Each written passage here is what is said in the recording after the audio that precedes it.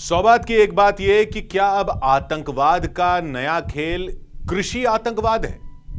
आतंक की ऐसी खेती हो रही है कि खेतों में भी आतंक फैलाएंगे। अमेरिका ने चीन के 2 लोगों को जो पकड़ा है उसके बाद तो सवाल यह उठ रहा है कि क्या खेत भी जंग के मैदान बनेंगे। बहुत ही खतरनाक खेल है ये। चीन के 2 लोग पकड़े हैं अमेरिका ने। फफूंद स्मगल करके ले आ रहे थे अमेरिका में चीन से फंगस यानी फफूंद। एक साइंटिस्ट पकड़ा है चीन का और साथ में उसकी गर्लफ्रेंड को पकड़ा है अमेरिका ने। फंगस ला रहे थे, फफूंद।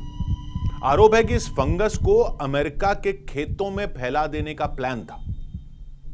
ट्रंप सरकार ने इसको उनकी राष्ट्रीय सुरक्षा के लिए बहुत बड़ा खतरा बताया है। जुनियांग लियू नाम के वैज्ञानिक हैं, उन पर आरोप है कि उनकी गर्लफ्रेंड युवकिंग जियान अमेरिका की मिशिगन की यूनिवर्सिटी की लैब में काम करती है और यह फंगस वो उसी लैब में स्टडी करने के लिए चीन से लाए थे।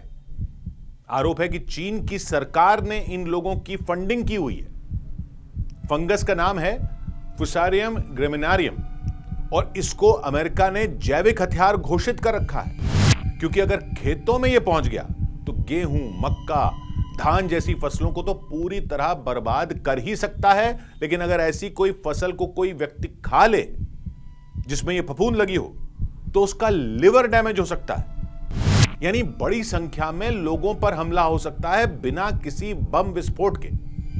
तो यह फंगस कोई आम फफूंद नहीं, यह तो एक तरह से हथियार है, तबाही मचाने वाला हथियार।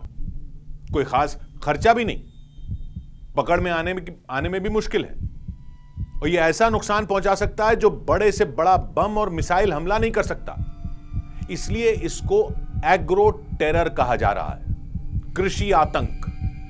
सोच कर ही रूह कांप जाए। और दुनिया में इस तरह के आतंक के खिलाफ तो अंतर्राष्ट्रीय कानून तक नहीं बने हैं। याद है आपको, कोरोना को लेकर आज तक कई लोग यह कहते हैं कि वो वायरस असल में चीन बना रहा था दुश्मन देशों पर हमला करने के लिए। ऐसी ही आशंका इस फंगस को लेकर जताई जा रही है। ये कोई नई सोच नहीं है। आपको पता है, भारत में भी इस तरह के हमले की आशंकाएं जताई जा चुकी हैं। एक केस तो हुआ भी था। यह खतरनाक सोच कोई नई नहीं है। दूसरा विश्व युद्ध जब हुआ था तब जर्मनी ने कीड़ा छोड़ दिया था एक ब्रिटेन के खेतों में, कोलोराडो पोटैटो बीटल नाम का कीड़ा। ऐसा आरोप है कि जर्मनी ने अपने हवाई जहाजों से हमले के दौरान ऊपर आसमान से ब्रिटेन के खेतों पर बड़ी तादाद में ये कीड़े गिरा दिए थे ताकि फसल भी बर्बाद हो जाए और उसको खाने वाले भी। और बताते हैं कि दूसरे विश्व युद्ध में जापान की भी ऐसी प्लानिंग थी कि अमेरिका और सोवियत रूस के खेतों में एक तरह के खतरनाक कीड़े छोड़ दो। और अमेरिका की भी ऐसी ही तैयारी थी जापान के धान के खेतों के लिए। वो कहते हैं कि जापान पर परमाणु हमला करने के वक्त भी यह टटोला गया था कि परमाणु बम फेंकें या उसके खेतों में फंगस फैला दें, तबाही मचाने वाली। फिर फैसला परमाणु हमले का लिया गया था। वो तो जर्मनी और जापान हार गए थे उस युद्ध में, नहीं तो पता नहीं और क्या क्या होता। परमाणु हमले से भी खतरनाक तबाही हो सकती थी ऐसे हमलों से। भारत में भी यह आशंका जताई जा चुकी है। चीन और पाकिस्तान की तो भारत में खुराफात करने की फितरत रही है।